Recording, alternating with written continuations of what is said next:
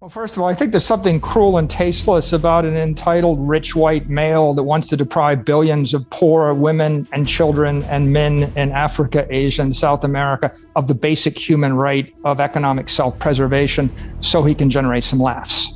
On the whole topic of energy, he did also go off on how environmentally unfriendly Bitcoin is, was raging on about the massive carbon footprint. I mean, the stats differ. Some say Bitcoin has a carbon footprint comparable to that of New Zealand, that it consumes more electricity than the entire annual energy consumption of the Netherlands. I mean, various different stats from various different sources. According to the Cambridge Bitcoin Electricity Consumption Index, Bitcoin mining operations worldwide now use energy at the rate of the same annual domestic electric consumption of the entire nation of Sweden. Michael, different stats, but they emphasize the fact that there's huge energy consumption here. In this era of sustainability and ESG and Green New Deals, do you see that as a potential issue? And so I think the entire Bitcoin community, they just find it to be tasteless, what he's done, and elitist. With regard to the energy, again, he's a comedian. He hasn't spent 100 hours studying it. The world generates 160,000 terawatt hours of energy a year. Of that, 50,000 terawatt hours of energy is wasted, like 30%. Of that, 120 terawatt hours is used to run the entire Bitcoin network. To put that in perspective, that's 7.5 basis points of all the energy in the world. The truth of the matter is everything on Earth uses more power than a small country. Bill Maher uses 10 times, or electricity that costs 10 times as much as the electricity used in the Bitcoin network to enrich himself. And he's not really thinking about it. If you take all the energy used in the Bitcoin network, it amounts to 25 basis points of all the wasted energy. So 0.25% of the wasted energy in the world offers the hope of a decent life to 8 billion people and solves an economic problem. But the 25 basis points is of the wasted energy, because the Bitcoin network is the bidder of last resort for all energy.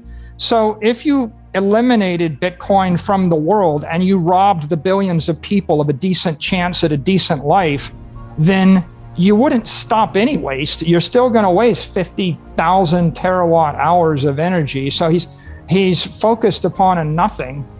If you actually study the Bitcoin network, you'll find that there's about $1 trillion of assets under management. It's secured by about $2 billion worth of energy a year.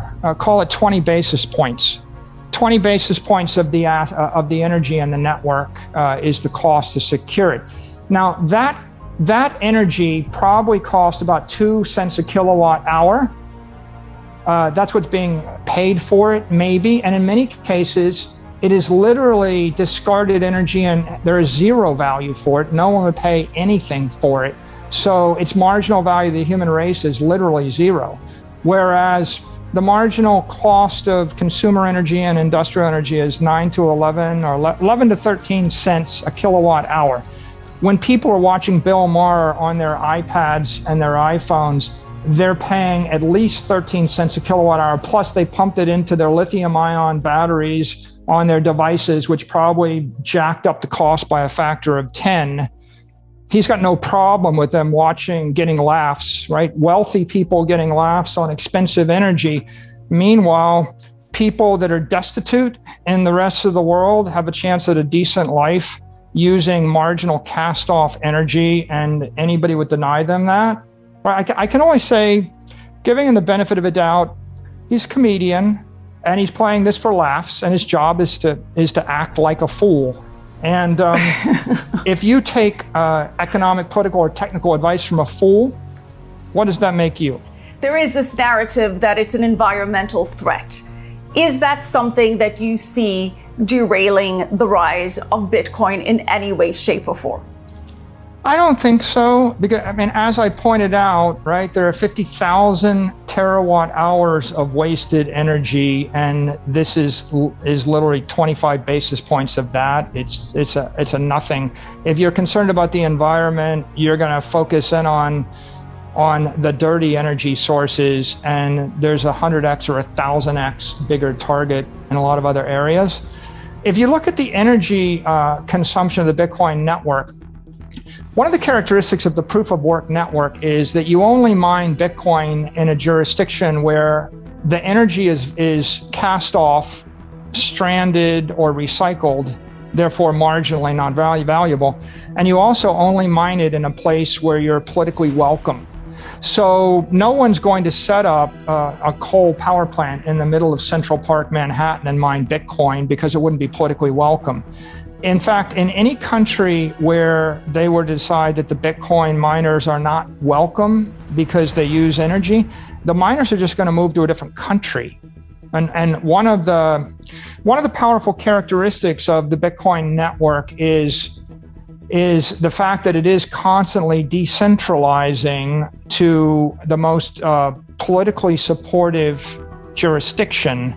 It's also decentralizing to the place where energy is the least expensive, probably the cleanest renewable energy, but certainly the least expensive energy anywhere in the world. And the other thing that happens is, the miners are constantly securing the network because they're upgrading the technology all the time. And the miners are, because they're capital intensive, they're raising capital from financiers in each of these political jurisdictions all the time. And the combination of those things means that wherever mining's not welcome, it's going to move. And wherever it moves to, it's going to be by definition welcome. And it's going to be very harmonious with the energy grid. So I don't really think that the energy usage of Bitcoin represents a threat. I actually think the opposite, which is the energy usage of a proof of work crypto asset network creates 7 layers of security to the asset, which are absolutely critical.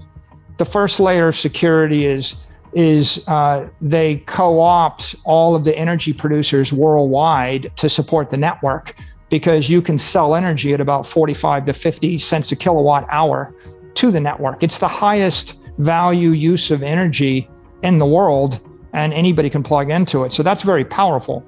The second is it co-ops the technology producers. People are producing these SHA-256 ASICs, like the S19 miners, and that means all of the technology companies are continually building better equipment that's more energy efficient. The third is it co-ops politicians like the governor of Texas. There's no way the governor of Texas would be supporting Bitcoin except for the fact that Bitcoin mines in Texas are creating jobs and bringing tax revenues to Texas, and they're providing massive revenues to Texas energy producers. The fourth is it co-ops Wall Street, because Wall Street's financing all of these Bitcoin miners in a big way. And you're talking about hundreds and hundreds of multi-billion-dollar entities that are financing them. The fifth is it makes the security temporal. It takes 24 to 48 months to actually create a material Bitcoin mining operation. So if you wanted to attack the network, you've got to do it over the course of 36 months without 250 million people figuring out that you're going to do it. And then it also decentralizes it spatially, because you can't locate all of the Bitcoin mining in the world in one spot, because you can't get enough energy in the one spot. And so you've got a natural spatial decentralization. After you finish with those 6 things, the 7th layer of security is the mining network. You end up with hundreds of miners that have invested billions, if not tens of billions of dollars in creating these security data centers or security nodes, which we call Bitcoin mines. And they've got so much vested interest in running the network. They've all got the support of their local politicians, their local governments. They're going to defend the network. And there are 2 more dynamics very important. One, if I had $1 billion of gold in Manhattan, you'd be relying upon the mayor of New York City and the governor of New York and the country of the United States to secure your gold. But if you have $1 billion of Bitcoin in Manhattan, the security comes from a decentralized set of nodes in other jurisdictions, not even in the US. And even if the US, the mayor, and the governor attacked your money, you end up with someone in Iceland or Finland or China or Iran or Iraq or someplace in some cyberspace you can't even find that's defending your money. And so that's a very, very powerful idea. The last point I'll make is that 20 basis points of energy used to mine, to actually secure the network, that's exponentially decreasing. What's going on right now is the revenue and the block rewards in the Bitcoin network are falling every 4 years. So by the year 2035, 99% of the Bitcoin's been mined, and that means that the network starts to run only on transaction fees. The incentive of the network to burn energy will fall almost by an order of magnitude, and the efficiency of the SHA-256 ASICs will increase by an order of magnitude. So what you've got is a network that's decentralizing itself and making itself exponentially more efficient. So you could reasonably expect, if we look 20 years out, that probably the cost to secure $100 trillion, well, it might be 50 billion, but that would be 5 basis points.